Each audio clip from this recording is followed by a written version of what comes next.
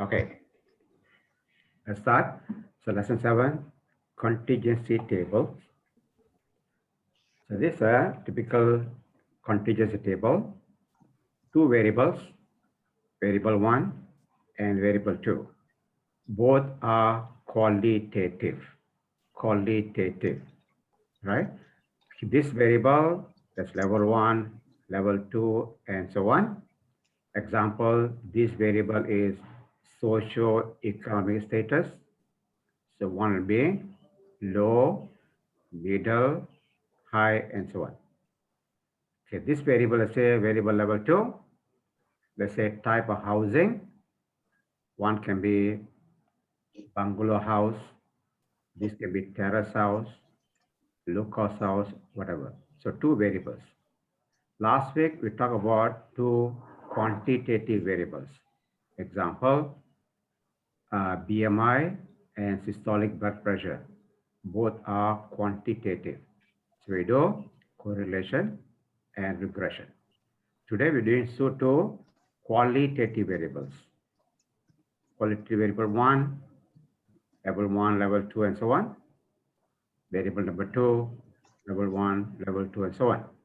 So now we have a conditions table, or sometimes called cross tabulation. Cross it.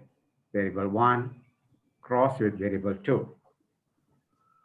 Right. I don't want to go into nitty-gritty of this analysis, how this formula works and how it's obtained. But briefly, they observe and expected. Observe, remember in your regression analysis, we have the residuals, which is observed minus predicted.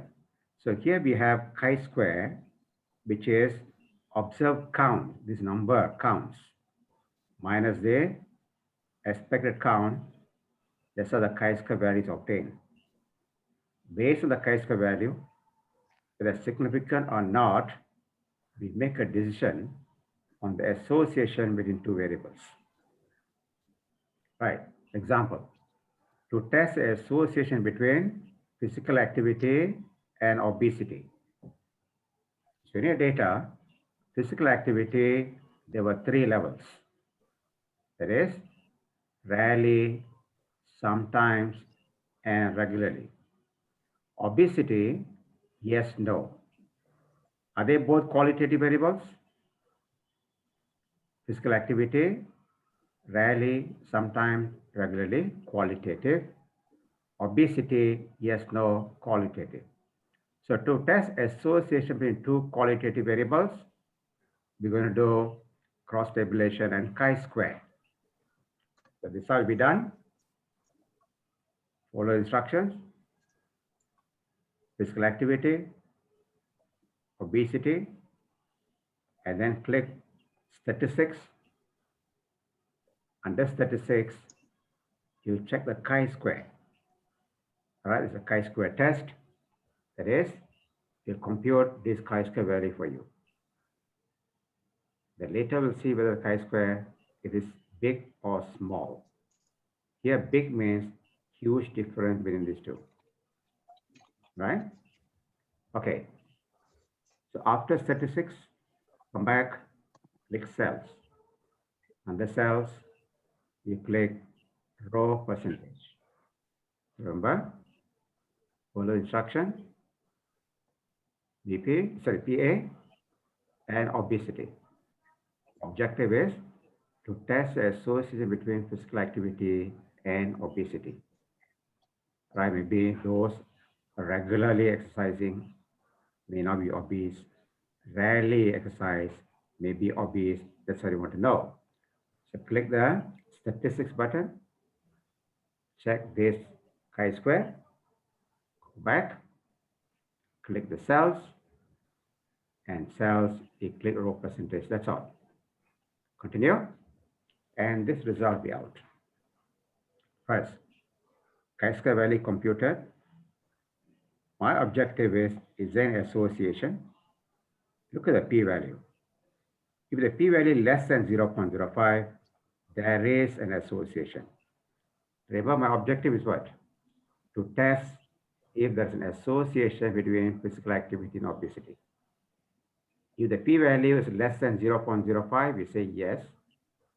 P-value more than 0.05, we say no. So in my analysis, the p-value is less than 0.001, of course less than 0.05.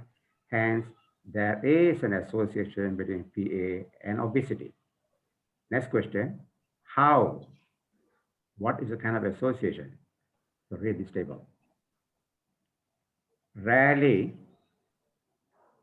33 people rarely, sometimes total 27, regularly total 48. So going back to the first one, rarely, 33 rarely exercise. Out of the 33, 24 were obese. So 24 over 33. Yeah? Question? Okay, 24 was the total. That's a percentage. So we say 72.7% of those rarely exercise are obese. Next one. Sometimes 27 people exercise sometimes. Of the 27, 21 are obese. So 21 over 27, that is 77.8%. And the last one regularly, 48 of them regularly. Of that, only 12 are obese. So 12 over 48 is 25%. Just now I said there is an association. How does it work? Here, 70%, 70%. This one is 25%. Right here, only 25% among those exercise regularly. Only 25%. We don't write in terms of numbers, we describe in terms of percentages. Why? These numbers are different. So 25% of those exercise regularly obese compared to those who exercise only sometimes or rarely. Be more specific here, right? Compared to, maybe something, just add it here. Compared to more than 70%. More than 70% among those who exercise. Okay, more than 70% among those who exercise only sometimes or rarely. Right, that should be correct. Right? Among those exercise regularly, only 25% are obese compared to more than 70% among those who exercise only sometimes or rarely. So this means exercising regularly is a benefit. So only 25% are obese. We don't exercise regularly, more than 70% chance will be obese. Look at the second example. Association between job category and type of movie. Job category, we have doctor, nurse, and attendant, 3 levels. Movie types, I think not mistaken, we have comedy, action movie, and romance, right? 3 types of movie here. So look at the p-value. The p-value of the test is more than 0.05.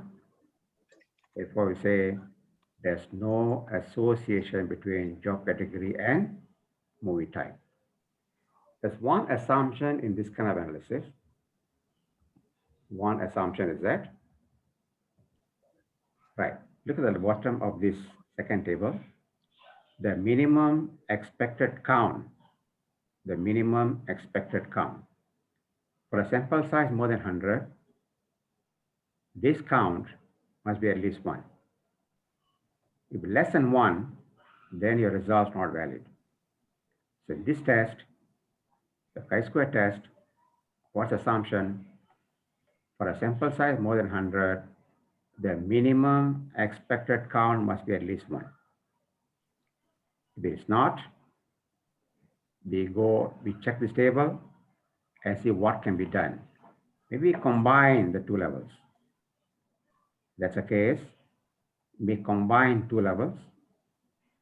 So this becomes regularly. This can be named as not regularly. In this case, the assumption is met. We don't have to do it.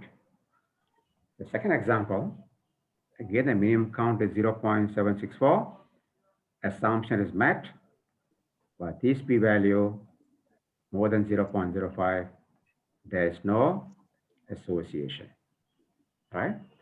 It's a very simple, straightforward test, okay? Next, we're going to do this.